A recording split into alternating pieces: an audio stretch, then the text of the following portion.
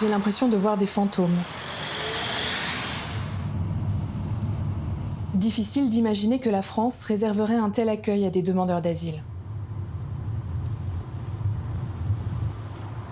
Les évacuations de campements se succèdent. Ils sont plus d'1 millier à dormir dehors.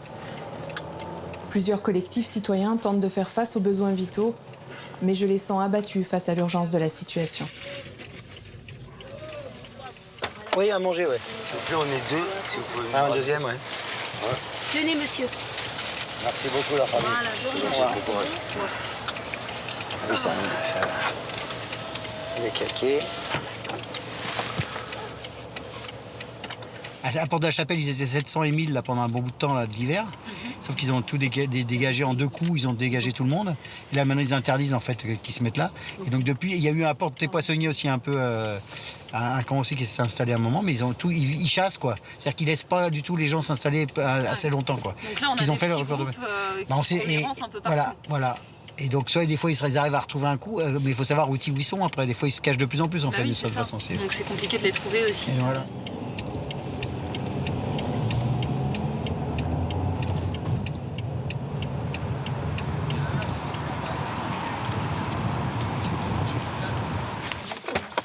On va regarder un peu, on va aller à l'exploration pour voir un peu de quoi ça retourne. Oui, là, ils sont pas très nombreux, là, ouais, ça peut le faire. Ouais. J'ai un sac aussi. Quelques gourdes et sacs à dos, moi aussi, j'ai quelques... Dans son dernier rapport, le défenseur des droits dénonce des stratégies de dissuasion et d'invisibilisation des exilés sur le territoire menées par les autorités. C'est pas grave.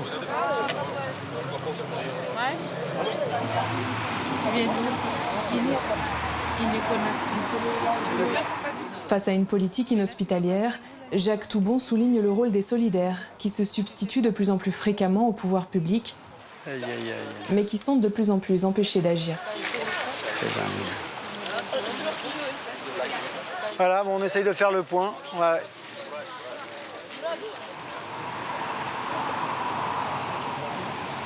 On ne sait pas où ils dorment, quoi. Ils sont debout, là, voilà, avec très peu de choses sur eux. Voilà, donc c'est du jamais vu, là. Depuis 3 ans là, qu'on est sur l'affaire, je me demande ce qui se passe, là, quoi.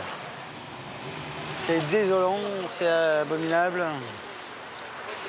Voilà, deux jumeaux, c'est ça, non? C'est 2 petits d'âges différents, mais voilà, ils sont à la rue, ils vont dormir dehors. C'est c'est grandiose.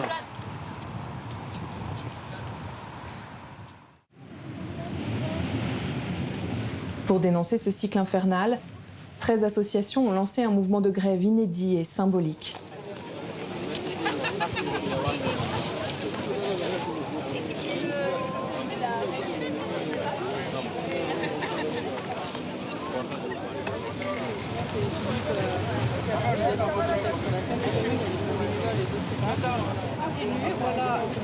Nous demandons la mise à l'abri d'urgence immédiate et inconditionnelle des personnes exilées. Parce que les valeurs sont en danger, nous demandons l'accès aux droits fondamentaux, c'est-à-dire aux droits auxquels tout être humain doit avoir accès dans un état de droit. Il faut des solutions durables et dignes. Et tant que des campements perdureront, il faut à minima la garantie de conditions d'hygiène dignes. Il faut à minima l'arrêt des violences policières. Il faut à minima l'arrêt de la destruction de matériel. Des centaines de milliers de tentes et de couvertures ont été achetées par des particuliers et ont fini dans les bennes de la ville. Et les affaires des personnes exilées sont régulièrement confisquées sur les campements. Tant que les campements perdureront, la ville doit les accueillir et cesser de les repousser toujours plus loin, là où il faut se battre avec les rats pour survivre, là où l'aide devient inaccessible. Cesser de faire poser grillages, pierres et autres barbelés dans les espaces où survivent les gens et où tente de s'organiser l'aide. C'est encore malheureusement arrivé à plusieurs reprises ces dernières semaines et cela ne doit plus se produire. Pour toutes ces raisons, nous cessons aujourd'hui nos activités pour attirer l'attention sur des réalités que l'on veut cacher ou édulcorer, pour protéger la vie et les valeurs dans lesquelles nous avons été élevés. Pour toutes ces raisons, nous interpellons l'État. Des mesures simples et dignes doivent être prises en urgence.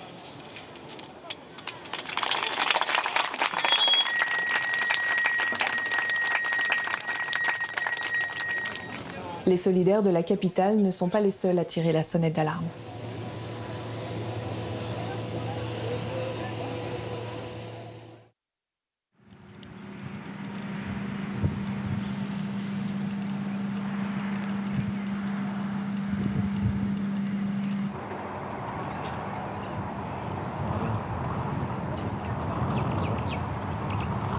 À Calais, lieu de transit vers l'Angleterre, je suis choquée par les récentes constructions de murs et les barbelés qui les surmontent.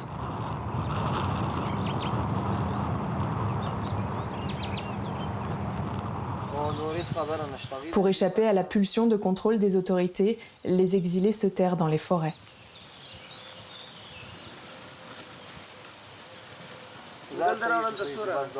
Le nombre de camps et de tentes détruits à Calais et Grande-Synthe a augmenté depuis 1 an. Amnesty International recense 391 expulsions au cours des 5 premiers mois de l'année.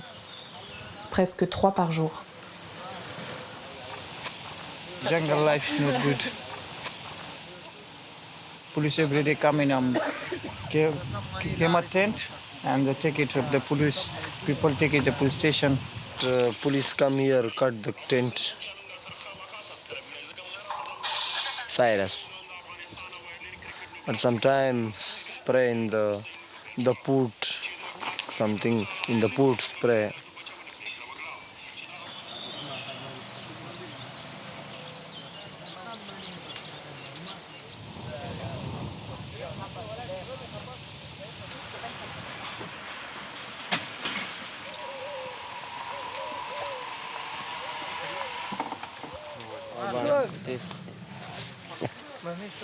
It's good?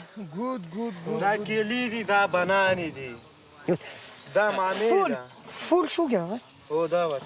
Mami, how are you? Hi.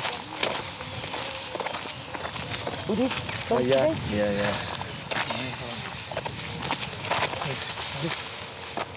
you take the No. No? Police ou gendarme? CRS? No, gendarme. Les gendarmes? Ok. C'est du harcèlement. Un jour sur 2, voilà, il faut qu'ils se préparent à bouger leurs effets. Ils ne peuvent jamais se poser, c'est du harcèlement. Pas de point de fixation. Si la tente est bougée de 3 mètres, il n'y a pas de point de fixation. Après le petit déjeuner, ils vont remettre leur tente au même endroit. Ça fait combien de temps que ça dure ? Depuis que les exilés sont de retour à Calais après la destruction de la Grande Jungle. Donc depuis janvier 2017. Comment ils vivent ça ?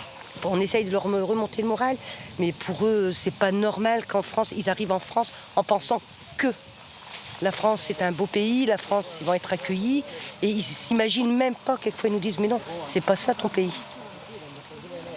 Nous on pensait venir ici, on fuit les bombes, et ici on est traqué par la police. Là ils viennent d'où par exemple ? D'Afghanistan. Quand ils me disent qu'ils pensaient que la France était bien, je leur dis que non, on est dans un pays des droits de l'homme et que moi j'ai honte de mon pays parce que c'est pas une terre d'accueil. Voilà. Moi je sais. Non, mais les caisses de nourriture. Non, mais Ça va ? parce que là, pour passer. Ça va. Donc là on leur prévoit de la nourriture pour 24 heures. Yes.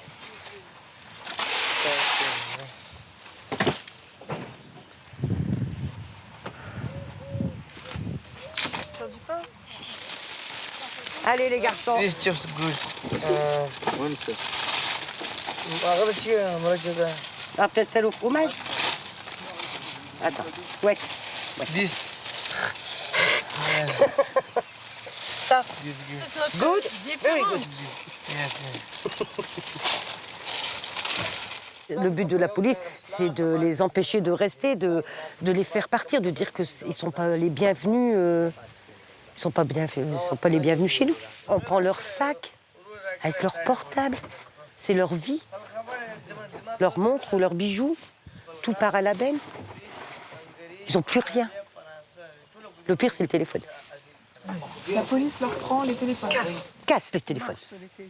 Voilà, on a un jeune Éthiopien. Ibrahim. Oui, Ibrahim, il ne parle plus, il ne mange plus. Au début, bon, c'était quand même quelqu'un de relativement joyeux. Et là, c'est fini, hein. Il a coupé tous les contacts. Régulièrement, les bénévoles essayent, chaque jour, un bénévole différent essaye de lui proposer une banane, un verre de thé. Il ne parle plus, il marche, il a les yeux dans le vide. Il est perdu. Il y a un autre monsieur aussi, je pense que c'est un Iranien. Il marche. Il marche toute la journée. Ils sont... On ne sait pas. Et on n'arrive plus à communiquer du tout avec eux. On n'a pas le droit de laisser ces gens sans nourriture. Au moins avoir un semblant qu'ils aient de la visite. Et ils ont faim de toute façon. Donc on est obligé, et c'est comme ça partout à Calais. Hein. On laisse pas un chien dehors. Non. Je comprends pas qu'on puisse agir comme ça envers des êtres humains. Ça c'est... J'ai un cheval. Un cheval, on peut pas le mettre dans une pâture s'il n'y a pas d'eau. C'est interdit en France, on peut pas.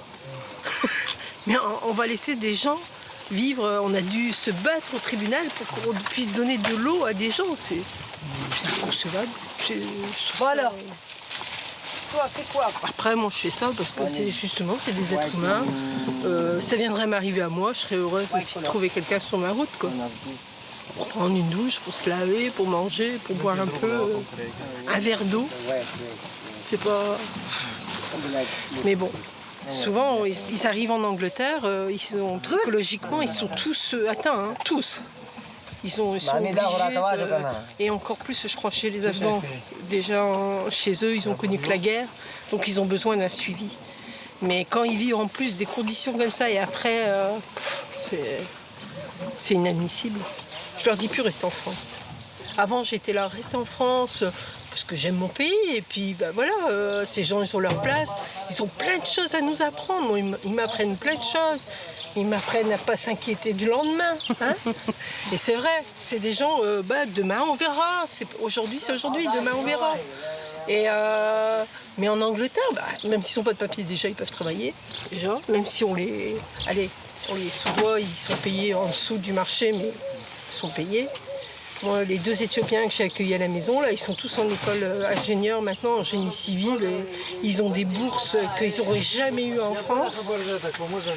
Et eux, leur but après, c'est de repartir. Si mon pays va mieux en Éthiopie, je repars en Éthiopie et je vais donner ce que j'ai appris ici. Pour moi, c'est la plus grande récompense que j'ai eue là, quand ils me disent ça, mais je suis heureuse comme tout. Je me dis, bon, on n'a pas fait ça pour rien. Hein. Les gars, ils ont dormi 4 mois, ils sont restés 4-5 mois à la maison. D'où, quand ils arrivent à se poser, ils sont capables de réfléchir. Oui.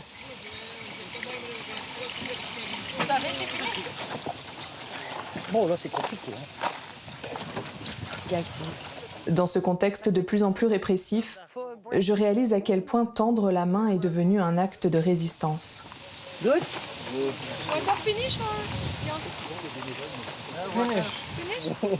Ouais, mais allez, mamie. Mami, trouser. Alors, à Yolande, une fois un CRS lui a dit que c'était un cassos, qu'elle comprenait rien, et qu'elle ne sait rien du tout de la vie, quoi. Donc oui, on se fait malmener, hein. Toi, t'es un cassos. Mais il y a les insultes. Oui, une fois, un CRS m'a dit « toi, ta gueule », parce que j'ai essayé de dire à un réfugié qu'il n'avait pas le droit de gazer et frapper les réfugiés. Donc un monsieur plus jeune que moi, hein, déjà, il manque de respect incroyable. Le petit commissaire C'était pas le petit commissaire, mais le petit commissaire aussi, lui, il est parti, mais il était odieux, il nous verbalisait pour rien. Pour rien. On a eu des amendes à l'appel. C'est aussi la guerre de nerfs avec vous? Ils essayent de vous... Oui, de nous mettre... mettre... vous épuiser? Oui. Comment ça se passe, ça? Il y a quoi comme exemple? Vous savez, quand vous faites verbaliser votre véhicule tous les jours, oui, hein. Au bout d'un moment... On s'y aurait plus avoir de points, on ne pourra plus conduire, déjà.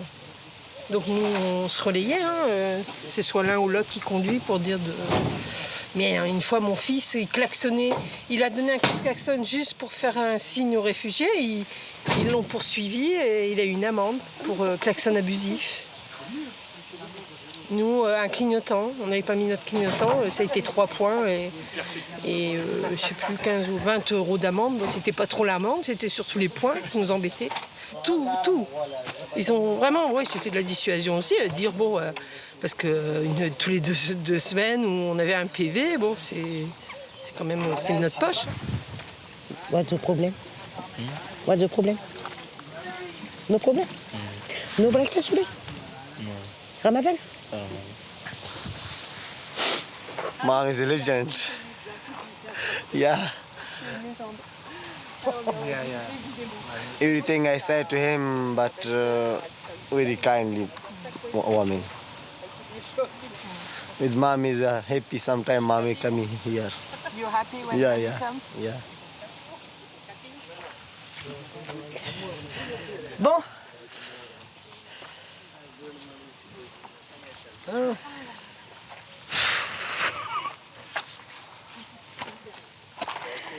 Voilà. C'est pas juste une distribution de nourriture. Bah non, hein, je pense pas. It's good, my friend. Good, mommy. Tomorrow. Bye. À demain. À demain les garçons. Good. À demain les garçons. Allez, on y va.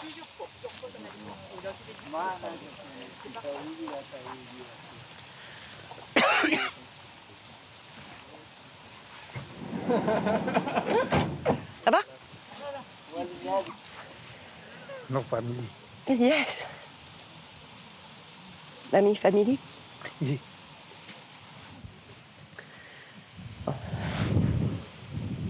Mommy, tomorrow morning? Okay. Thank you.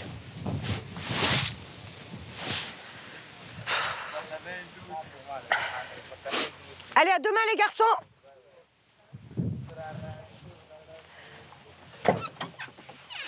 Il pleure ce garçon. Il dit que je suis sa famille. Il me faut pleurer aussi, quoi. Bah, ça m'étonne pas. Des solidaires épuisés, derniers gardiens de l'hospitalité. Des exilés résignés, conscients que leur errance ne se terminera pas en France. Cette nuit-là, un jeune Érythréen est mort en tombant d'un camion sur l'autoroute. Des dizaines d'autres ont tenté la périlleuse traversée de la Manche. Je quitte Calais en me demandant si nous sommes en train d'assister à la fin de l'hospitalité. Cette vertu fondatrice de notre humanité serait-elle en train de disparaître ?